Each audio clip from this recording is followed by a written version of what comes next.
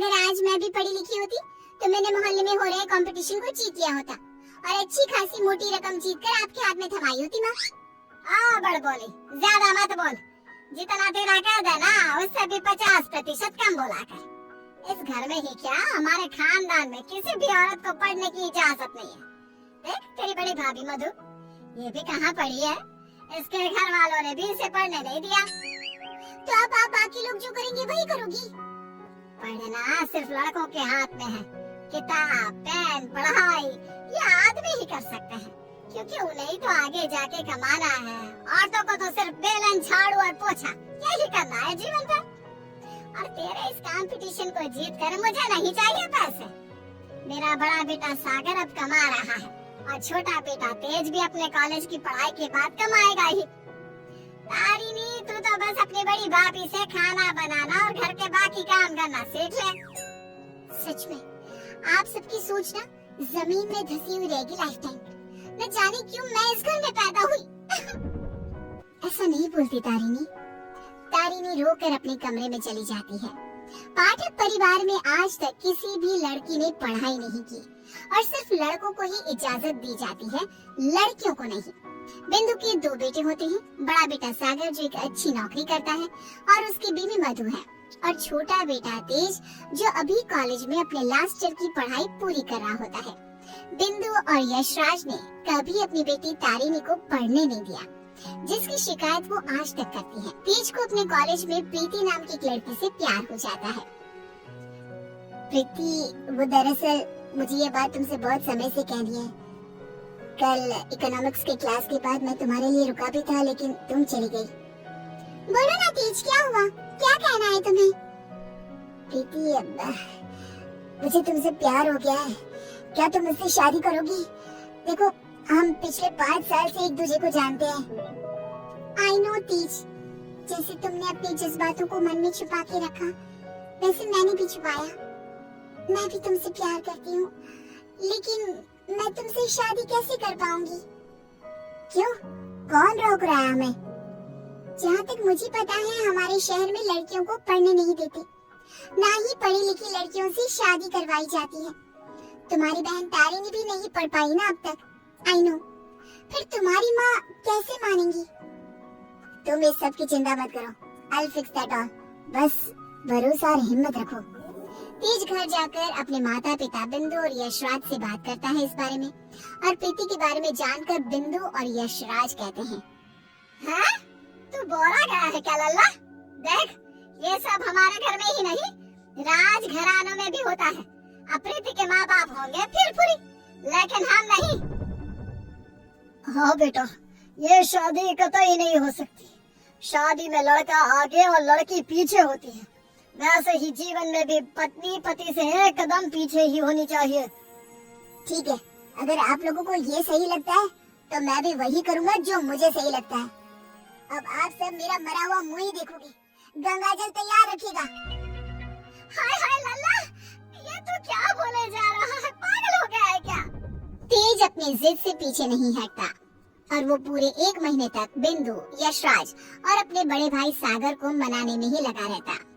तब कहीं जाकर कुछ महीनों बाद वो सब राजी होते हैं और कॉलेज की पढ़ाई खत्म होते ही 1 साल बाद तेज और प्रीति की शादी हो जाती है।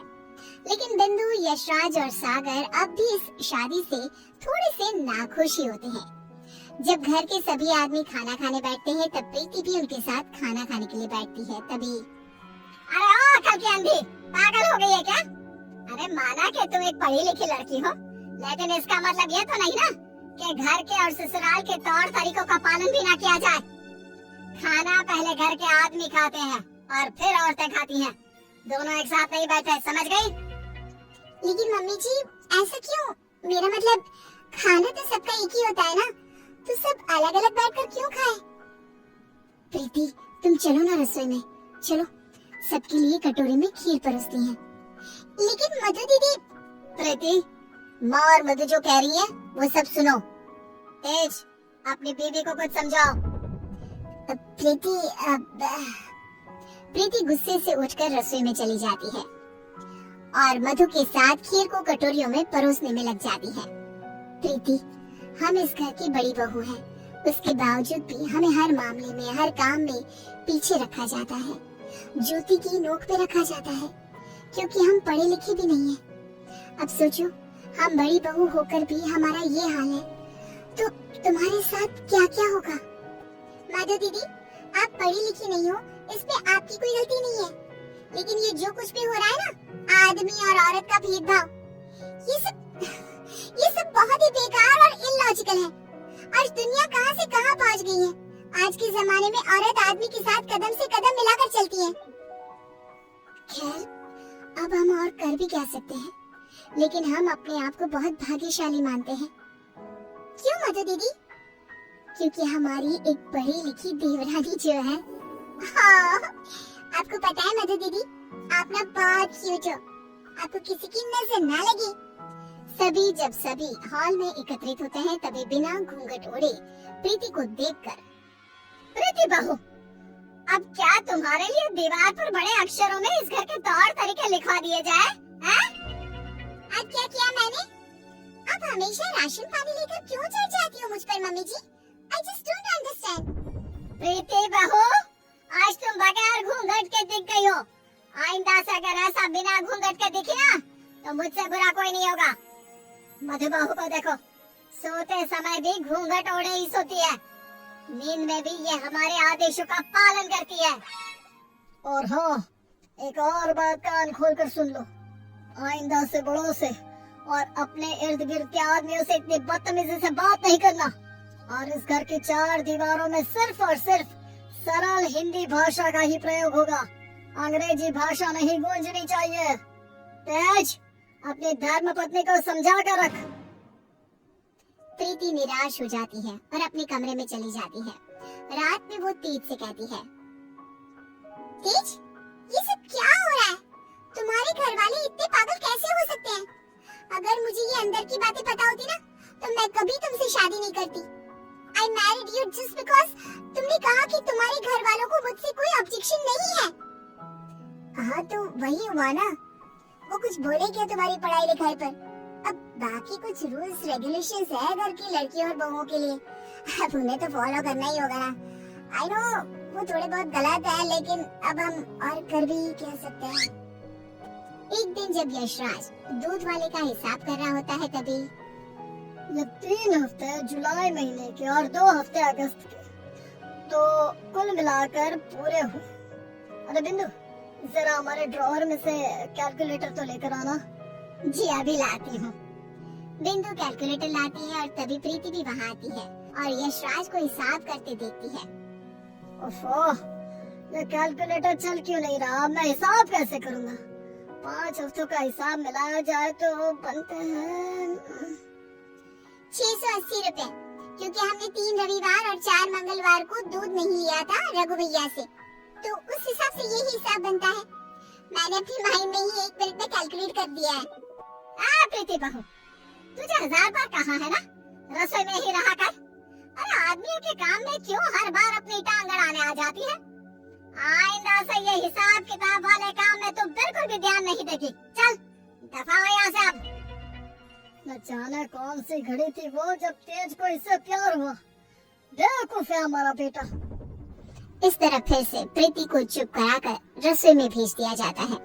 कुछ दिनों बाद प्रीति जब बाजार से घर लौटती है, तब वो घर पर सबको मधु पर चिल्लाते हुए देखती है और मधु बेचारी फूट फूट कर रोई जा रही थी।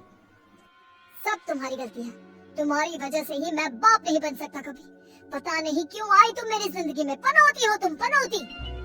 लेकिन सागर जी, डॉक्टर साहब ने कहा है कि आपके अंदर कुछ मेडिकल इश्यूज है, जिसकी वजह से आप कभी बाप नहीं बन पाएंगे। अब इसमें हमारी क्या गलती है? ओए मधु, ज्यादा ऊंची आवाज से बात मत कर। वही तो। प्रीति से अपना गुस्सा कंट्रोल नहीं किया जाता और वो तुरंत अंदर आकर चिल्लाती है, बस! आप सबको ये क्या हो गया है? जब डॉक्टर ने कहा है कि कमी सागर भैया में है, तो मधु दीदी को क्यों सुनाना? वो क्यों सहे? सारे ताने, सारी डांट, सारी गलती मधु दीदी की कैसे हो गई? मास्टरनी, तो चुप ही रहा कर।